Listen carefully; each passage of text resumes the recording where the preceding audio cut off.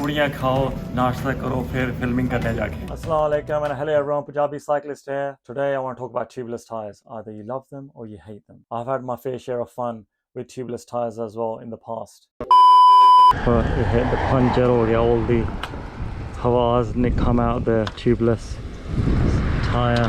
That's why I'm going to start running inner tubes from now on. Tired of this tubeless crap. For the winter season, I've decided to give tubeless tyres another go.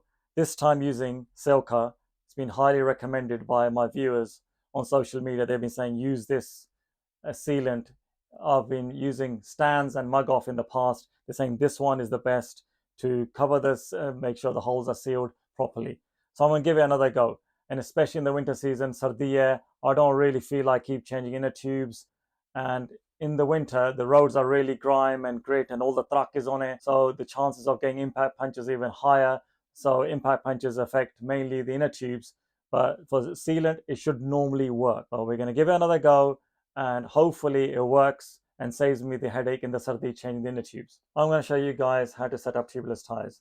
And the most important thing you need is a tubeless set of wheels. So these are Zip 303S wheels, carbon. You need carbon or non-carbon as long as they're tubeless set up, tubeless ready, you can use them. The other thing you need to make sure is that it has tubeless rim tape all the way around it. And there's no bubbles for air to leak from. When you purchase tubeless tires, they normally already install the rim tape on it. But however, if it's not installed with the rim tape, you can either do it yourself or you can take it to a local bike shop. The second most important thing that you guys need is tubeless ready tires. These are Goodyear Eagle ones, proper lovely 25mm ones. The other stuff you need is a track pump. You always need a track pump to pump your tires up. We got a tire booster here, which provides a large volume of air in one go, just in case we need it to seat the tires on the rims. We also have, you need tubeless valves. First thing that you need to do is put your tubeless valve inside the valve core. Then you got the O-ring that needs to go in here. The final thing that you need is the locking ring, and you make sure you keep this tighten. Finger tight is fine. Don't tighten it too much, otherwise you'll be stuck on the side of the road and won't be able to change your inner tube. We're going to put one side of the tire on the wheel. Make sure the valve's on the opposite side. We need to make sure the tire is in the middle of the wheel. It just makes it easier to get it on.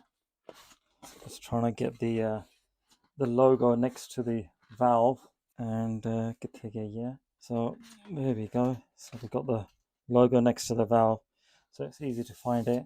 And we need to keep a gap near the valve because this is the way we're going to insert the sealant, because the Silca sealant has to be inserted in the tire and not through the valve core. Otherwise it will plug those gaps as well, because it has all these particles. It needs to make sure it goes in the tire. Otherwise it blocks that, then we cannot pump up the tire. Now we're going to pour the sealant in. The recommended amount of sealant that you need to pour in is 60 milliliters. First thing you need to do, you need to shake the bottle so all the particles are mixed together. And then we're going to put in our measuring cup, 60 milliliters, and then we're going to pour it into the tire. It's a good idea to have a dirty rag on the floor just to make sure you don't make a big mess. And the recommended amount to put in is 60 milliliters. Now we're going to pour it in. Now we need to get the tire, the last bead of the tire on the wheel now, which is going to be obviously messy because this is the standard stuff with the lovely sealant cups. So I think my thumbs have done what they can. So now I need to get tire levers. Now I'm going to rotate the tire upwards like this. I'm trying to get the rest of the tire on the rim. Okay, I think I'll need tire levers for this bit. Oh, we got lovely. So now we got it on. Now we need to clean this truck to wipe all the excess sealant off. Before we start inflating the tire, we're going to put in some soapy water around the rims. It just makes it easier for the bead to seat on the rims. Okay, now we're going to inflate the tire using a track pump.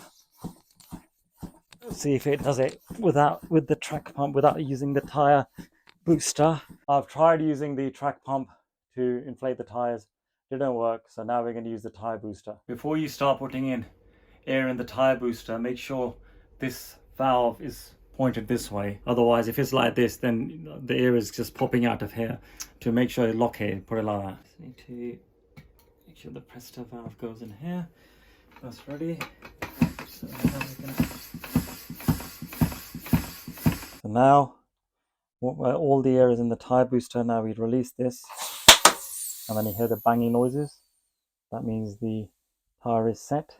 I've inflated the tire to the right tire pressure, which is 73 psi, which it says on the tubeless wheel. Now we shake it to make sure the sealant spreads everywhere, and we are done.